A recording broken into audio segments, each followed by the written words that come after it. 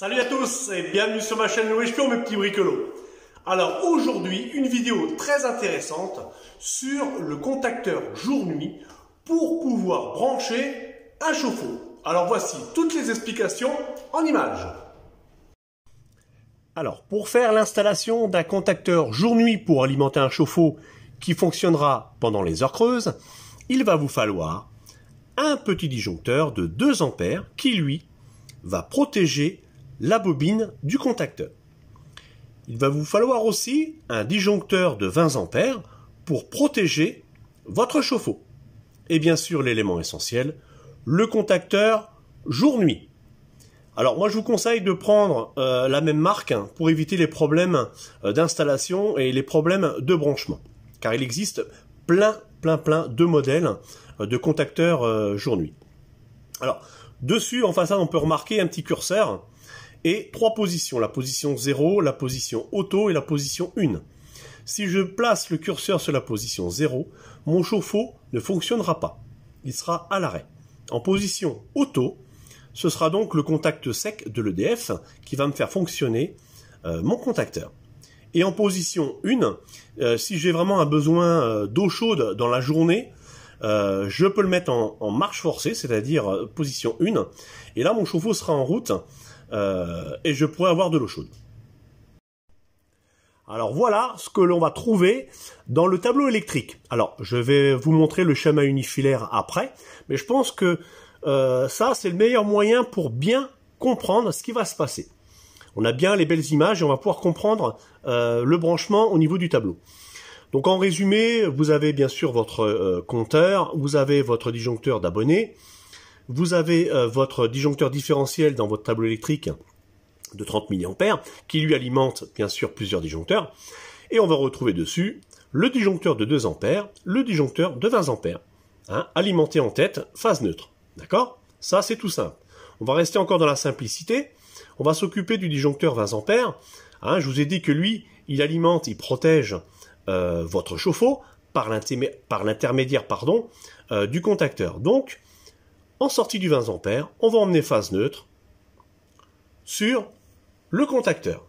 Donc ici, en borne 1 et en borne 3. D'accord?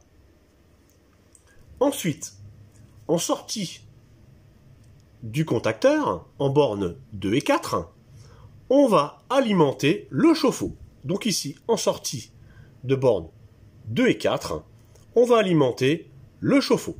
Donc le contacteur c'est simple, vous avez phase neutre en entrée, phase neutre en sortie. Surtout à ne pas brancher sur A1 et A2. A1 et A2 c'est la bobine, on va le voir tout de suite. Alors EDF, par l'intermédiaire de leur boîtier, nous fournissent un contact. C'est comme un interrupteur. C'est un contact sec. L'EDF ne nous donne pas de courant. C'est pour ça qu'on appelle ça sec. C'est à nous de lui fournir du courant. Donc, par l'intermédiaire de notre disjoncteur 2 ampères, nous allons envoyer la phase en direction du compteur EDF. Le retour, le fil orange, lui, va venir sur la bobine du contacteur, donc en borne A2, d'accord, pour exciter notre bobine.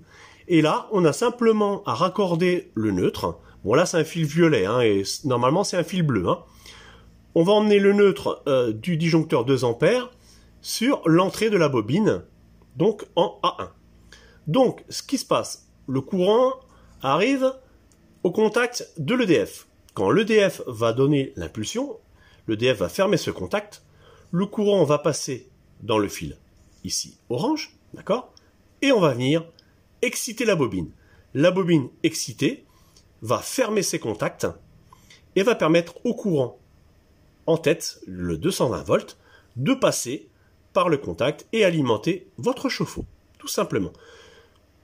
Quand les heures creuses seront terminées, le contact s'ouvre, la bobine n'est plus excitée, le contact va s'ouvrir et votre chauffe-eau est à l'arrêt. Alors, juste pour revenir sur la petite remarque que j'ai faite avant de passer au schéma unifilaire, pour vous montrer qu'il existe plusieurs modèles de contacteurs jour-nuit, hein, suivant les marques, etc. Mais le schéma, le branchement va rester le même. La bobine reste la bobine, le contact reste le contact. Simplement pour vous faire remarquer qu'il faut faire très attention. Ici, moi je vous ai montré ce modèle-là, la bobine se trouve à cet endroit-là. Sur ce modèle-là, la bobine se trouve ici, A1, A2. Sur l'autre modèle, la bobine se trouve A2 ici et le A1 ici. Voilà, tout simplement. Mais le branchement reste le même. Mais soyez prudents. Et de toute façon, sur chaque modèle, là on ne le voit pas apparaître, mais sur le côté droit de l'appareil, vous avez toujours le schéma électrique qui apparaît. Alors, je vous ai représenté le schéma unifilaire. Donc ici, on retrouve le chauffe-eau, hein, avec bien sûr sa mise à la terre. Ici, le grand rectangle, on retrouve le contacteur jour-nuit. Donc à l'intérieur, on y retrouve A1, A2, la bobine, l'entrée des contacts et la sortie des contacts. Donc par excitation, la bobine va enclencher ces deux contacts-là pour les fermer, pour pouvoir alimenter le chauffe-eau. Donc par rapport à l'appareil que vous allez avoir, respectez ce schéma. Ayez bien ça en mémoire, que la bobine se trouve en bas ou se trouve en haut, comme je vous l'ai montré tout à l'heure, peu d'importance. Respectez surtout ce schéma. Donc on le revoit très rapidement. En sortie donc du disjoncteur 20 ampères, phase neutre, on alimente l'entrée des contacts, d'accord, en 1 et 3. En sortie de contact 2 et 4, qui se trouve là ici en bas, on alimente notre chauffe-eau. En ce qui concerne la bobine, donc sous le disjoncteur 2 ampères, phase neutre, le neutre, on l'emmène directement sur A2 à la bobine, d'accord, sur A2. Et la phase du disjoncteur, 2 ampères, ira au contact DF. Et en sortie de contact DF, on ira exciter la bobine en A1. Bobine excitée, les contacts se ferment, on alimente le chauffe-eau. Et bien sûr, si vous faites une installation neuve, pensez, quand vous passez vos gaines en souterrain jusqu'au coffre EDF, pensez à passer des gaines supplémentaires déjà, et puis une gaine pour ce fameux contact. Donc c'est un câble, un 2 fois 1,5 mm pour pouvoir profiter de ce contact jour-nuit. Donc voilà en ce qui concerne le montage du contacteur jour-nuit pour profiter des heures creuses. Voilà pour cette vidéo mes petits bricolos, j'espère que j'étais assez clair. N'hésitez pas à liker, à partager, à vous abonner. Vous pouvez aussi me suivre sur Instagram. Et je vous dis à bientôt pour d'autres aventures. Ciao, ciao!